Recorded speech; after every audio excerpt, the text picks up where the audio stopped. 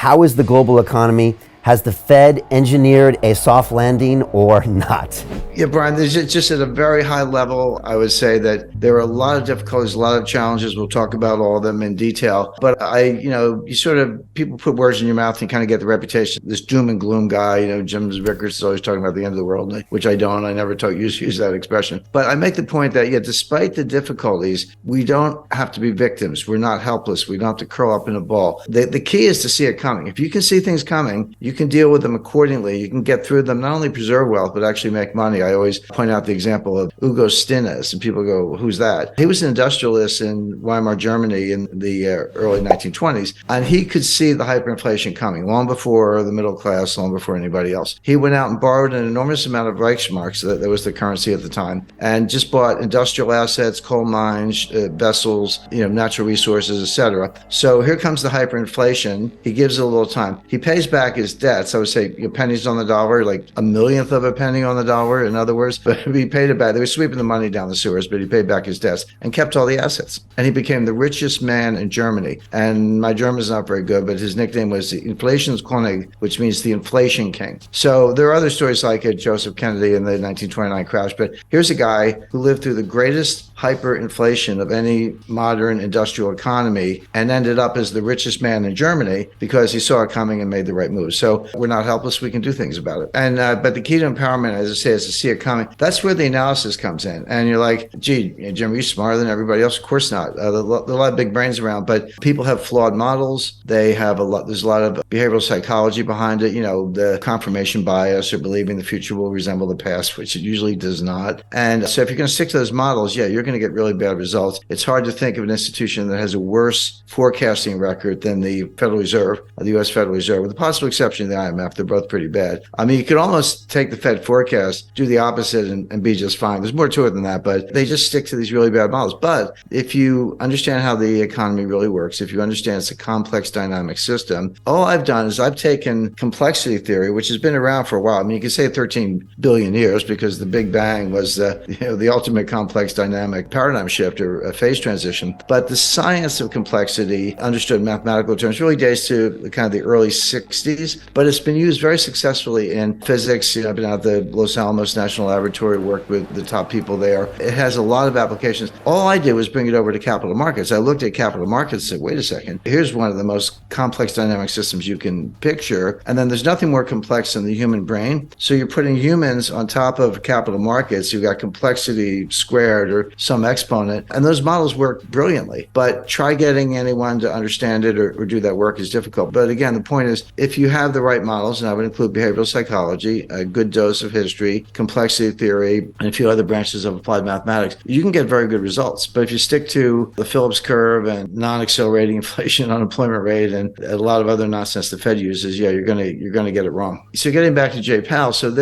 my forecast I do update, but big picture it goes as follows. So what is Jay Powell doing? First of all, not even a year ago, March 1st, 2022, Fed fund policy rate, interest rates were zero, and we're now at 4.5%. Now I know everyone goes back to the Volcker days and talk to Paul Volcker about this, 18%, 19%, 20%. Like, well, Powell's nowhere near there, but he's getting there fast. Even in the Volcker days, we never went up 4.5% in 10 months, not that fast. And so here we are. So what is Powell doing? Well, he's given 5 speeches on the subject. I don't know why Wall Street doesn't listen, but he keeps trying. August 26th at Jackson Hole, September 21st at an FOMC meeting, again, November 2nd at an FOMC meeting, November 30th at the Brookings Institution, which is like a retirement home for former Fed chiefs, a terminal rate. But the definition of the terminal rate is it's a rate that's high enough to cause inflation to come down on its own without further hikes. So we'll get to a level, and then inflation is coming down, by the way. In the last 5 months, in the U.S., it's gone from about 9% to 8.7, 8.2, 7.4, 7.1. So it is coming down. Having said that, the target is 2%, and 7.1 is still a far cry from 2. He's not there, but he's making progress. Now, so here's I hate to use the word conundrum, but it kind of is. Wall Street's saying, you're done. You did it. Mission accomplished. Inflation is coming down. You got what you wanted. Give it time. Stop raising rates. You're going to kill the economy. But the Fed is saying, well, we actually don't know. We can't untangle it. Yes, inflation is coming down. That's objective. But is it coming down because we're still raising rates? or is it coming down because we're at the terminal rate? Those are two different things. And right now, and this is what Powell's been saying, the Fed leans to the view that they're not at the terminal rate, that inflation is coming down because they're raising rates. They have not achieved the terminal rate. So my expectation is the Fed will raise interest rates 50 basis points on February 1st. We'll see. We got a few weeks to go, and that could change. Again, consistent with Beijing and updating.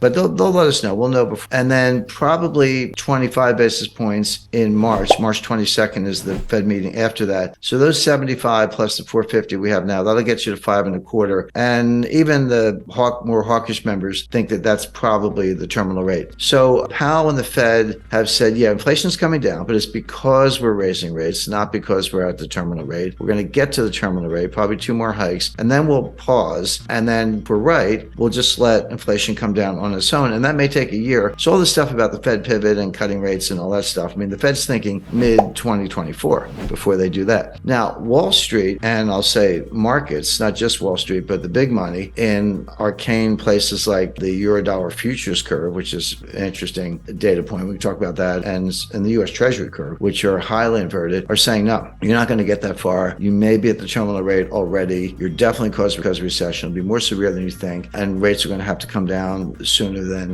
people expect. In other words, you've already achieved the terminal rate. You just don't know it. And you'll probably be the last to know. So with Wall Street, with the cheerleaders, sending that message, but with some serious market indicators, including yield curves, sending that message, why Powell sticking to the game plan as I described it? And the answer goes back to 1980, believe it or not, and what's called the Volcker mistake. And everyone knows, Volcker became Fed chairman in 1979. He stayed on until the kind of early to mid 80s, and he did raise interest rates to 20% or very close to it to kill inflation, which went up to 15% at the time. I remember I actually got my first mortgage. I bought a condo in New York, and it was 1980, and my mortgage was 13%. I told my mother, and she cried. I mean, her first mortgage was like 2%, in the 1950s. I said, Mom, but you got to understand, inflation is 15, my mortgage is 13, so my real rate is -2, and it's tax deductible. I'm in a 50% bracket, so my real rate is -8. The bank's giving me. But that was just how things were at the time. But people forget that there was a recession in 1980. It was sharp but quick. It was over very quickly. It had nothing to do with monetary policy. The Carter administration issued some dopey regulation on a ceiling on credit card interest rates. And the industry said, fine, we're just not going to lend anybody any money. The economy fell instantly, kind of like a smaller version of what happened in 2020 with the pandemic panic. And then they said, oh, sorry, just kidding. And then they took the ceiling off, and then things got back to normal. But Volcker, now this was a time when farmers around the country were driving front loaders and tractors to Washington, and they were circling the Fed building. And one guy drove his tractor up the steps of the Fed, and Volcker was being burned in effigy. I mean, that all happened. So it was a little bit of pressure. And of course, Congress was up in arms and the White House was up in arms. So Volcker, not quite panicked, but he cut interest rates 7 percentage points, not 0.7, 7 full percentage points to deal with the recession, which number one was unnecessary because the recession was caused by a policy blunder from the White House, which was quickly corrected. And number two, he had not won the fight against inflation. Well, after he cut rates and we came out of that very quick sort of snap recession, inflation got even worse. And that's when Volcker had to raise rates to 20%. And Volcker, in hindsight, and he said this in his last book just before he died, he said, we shouldn't have done that. We should have stuck to our inflation mission. So now Powell, remember, Powell's not an economist, he's a lawyer, so he kind of thinks like a lawyer. I can relate to that, looking at both sides. Powell does not want to be that guy. He does not want to be the guy who balks early and cuts rates, the famous Wall Street pivot, before the battle against inflation is won. Because the outcome could be exactly what Volcker experienced, which is inflation wasn't done, doesn't go away, comes back stronger, and then you do have to destroy the economy, as we did in 1981-82. That was the worst recession. That was far worse. Like a rational person, you have to think like the Fed. You have to get inside their heads or else you're going to get it wrong. So they're looking at unemployment, which is the lowest. The unemployment rate is the lowest since 1969. Well, if you believe in the Phillips curve, then that's a sure sign of inflation. And, as I say, even though it's coming down, it's still pretty high. So they think they have to keep fighting this fight. But here's where it all falls down. Yeah, inflation as measured, CPI, PPI, personal consumption expenditure, core, non-core, year over year, there are like 20 different ways to measure it. It is coming down. But there are two sources of inflation. And it's going to sound obvious, but you got to separate them, the supply side and the demand side. They both result in price increases, but they have completely different dynamics. Supply side inflation is what we're seeing. It's what we we saw in 1974 with the Arab oil embargo during the Arab-Israeli war when they cut us off from oil, and you had to line up for gasoline. I lived through that. And now, and again, this is what my book Sold Out is about, the breakdown of the supply chain, partly related to energy, partly related to the war in Ukraine, partly related to the pandemic panic. As I explained in the book, it actually predates that. The breakdown started in 2018 with Trump's trade war, and then COVID made it worse, yes. Ukrainian war made it worse, yes. But it really started before that. And bare shelves, and you couldn't get certain things. It wasn't that every supermarket shelf was bare the way it was in East Germany in the 1950s, but something was always missing, and that's still the case today. So, of course, prices went up, and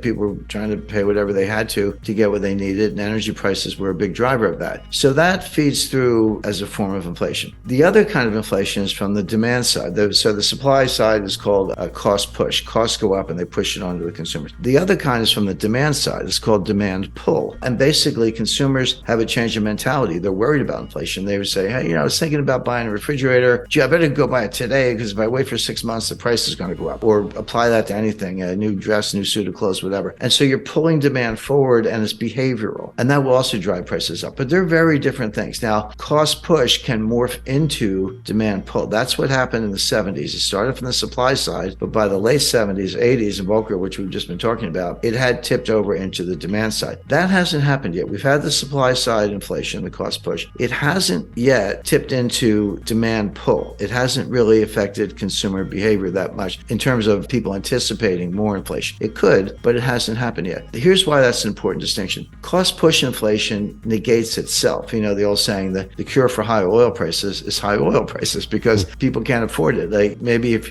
demand is inelastic, if you got to fill up your Ford F-150 truck with gasoline to take the kids to school or go to work. But if you're unemployed, you're not buying any gas because you're not leaving the house. So it tends to negate itself, whereas demand pull feeds on itself. Powell has not made that distinction. And if I'm right, I think I am right, and the evidence backs that up, this inflation will come down, not because the Fed is raising interest rates, but because higher prices destroy demand all on their own. If I used to pay $75 to fill up my truck with gas, and now I have to pay $150, which is about right, I'll do it because I got to get to work. But that's $75 I'm not going to spend on something else. I'm not going to go out for dinner. I'm not going to go to a show, a concert, or buy a new camera, whatever it might be. So it does tend to depress demand, destroy demand, and hurt the economy, and then it slows down, and then the inflation comes down on its own. That appears to be happening. But Powell hasn't really made the distinction. He's fighting the last war. I hate to use a cliche, but he's fighting the Volcker War, and what he's got looks a little bit more like the Herbert Hoover War. That looks a little bit more like the 1930s than the 1970s. So the bottom line on all this is the Fed is going to raise rates at least twice more for the reasons I mentioned. Powell doesn't want to repeat the Volcker mistake. He thinks the battle's not won. He has to get to the terminal rate. In reality, he's probably already there, if there is such a thing as a terminal rate. It's another one of these things they made up. Inflation's coming down on so will probably continue, but for really bad reasons. This is where now, I criticize Powell enough. Let's criticize Wall Street for a minute. They might as well just hand out pom-poms and megaphones and cheerleaders, varsity letters and all that stuff. So the Wall Street narrative is we're there, job creation is slow, wage growth is slowed in real terms. It has labor force participation's not going up, at least not just noise, kind of on a month-to-month basis. And the Fed's going to get the message. You're going to stop raising rates, soft landing, Goldilocks, and then they're going to cut rates, so buy tech stocks. That's kind of how Wall Street thinks. They're just trying to sell you some tech stocks. They're wrong too. Powell's wrong for the reasons I mentioned. Wall Street's got it wrong too, because inflation is coming down. That's empirical. There's no debate about that. But it's coming down for really bad reasons, which is the economy is hitting the wall. And not just the U.S. This is a global phenomenon. We're looking at a global recession, and they're rare. For a major economy, the U.S. or China or UK, whatever, to go into recession, it happens, and then somebody else has growth, and they kind of pull everybody out of the ditch. But a global recession is highly unusual, and that appears to be what we're heading for.